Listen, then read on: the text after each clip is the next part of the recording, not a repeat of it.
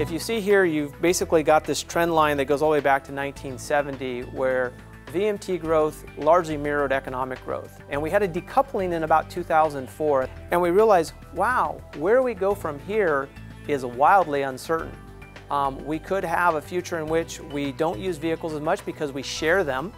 Or we could have a world in which we all have our own private autonomous vehicles and they drive around a lot without us. The future, we think the autonomy. And whether that autonomy comes to us in the form of autonomous transit or autonomous private vehicles. The minute you go autonomous, you really reduce the cost of using vehicles. You're going to get more vehicle travel.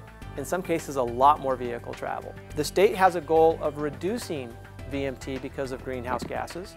So this is a threat or a risk to the state goals on greenhouse gases.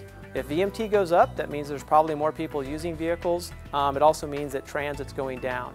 We need more vehicle travel to be shared in the future. There needs to be a different balance, if you will, compared to what we're seeing today. We found that when you looked at the freeway, in the peak hour, peak direction, there was over 25,000 empty seats. If we're going to make changes for the future, these are all the same solutions that we could be applying today. So if we're not applying them today, one of the fundamental questions that policy people need to be able to answer is, why? Well, fixed route buses stay on the same route every day. So it's one of the first places we could potentially test autonomy in a way to improve transit performance.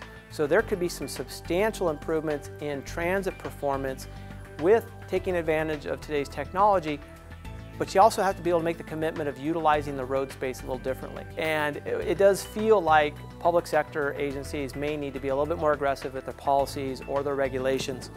And so one of the things we want to test is if we don't like the VMT increases, and as a public agency you don't want to see your transit ridership decline, what are the things you can do? We could basically take these market-driven conditions, absent any regulations or countermeasures, and flip them.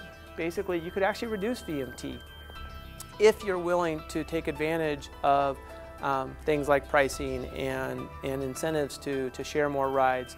That was distinctly possible.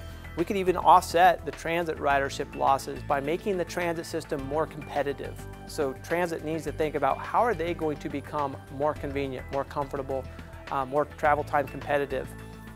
And unless they do things like take advantage of the autonomy and change their system and have the ability to have transit-only lanes, it's going to be very difficult, especially for the bus transit, to compete effectively.